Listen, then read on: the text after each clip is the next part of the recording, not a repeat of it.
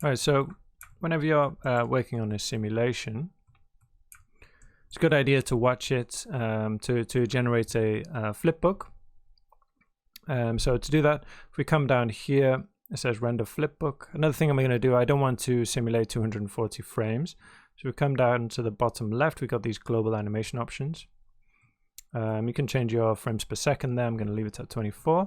Set this to 100 frames. Click apply, and you can see that that's changed at the bottom. You can also kind of have this temporary bar here, which limits the amount of frames to whatever you set, and leave it at 100. So if we just click on that, you can see we've got a couple of variables there. It says FR start and FR end. So that's going to look at this number and this number. And so it's going to simulate 100 frames and make a little video for me. If I just click start.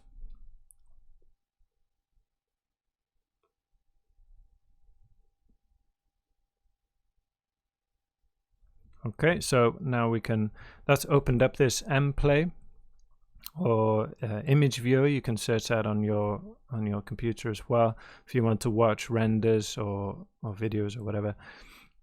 And we can press play and watch that in real time.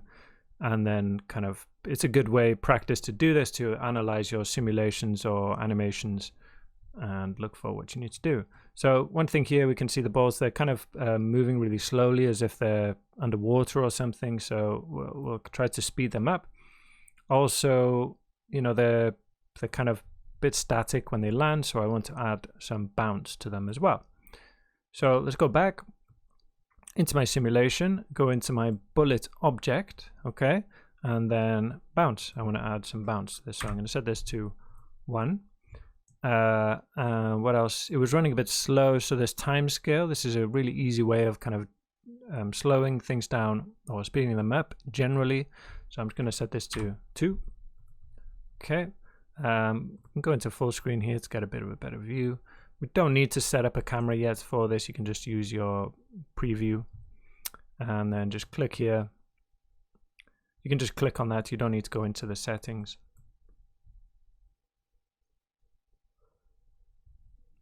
And see that. There we go. Seems a bit more seems a bit more correct now. Like in terms of the scale, they look like little kind of plasticky, metally balls bouncing around. Great. So that's fine for that. As you're going, make sure to save, especially when you start simulating. We've got subdivided geometry. Another thing that could be, if this is running slowly for you,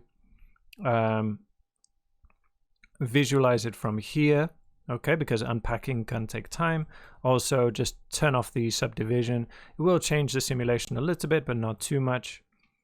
But that should run much quicker for you. But in my case, it's running super fast, so I don't need to worry about that. Okay, so that's great. I think we can move on to looking at lighting and rendering now.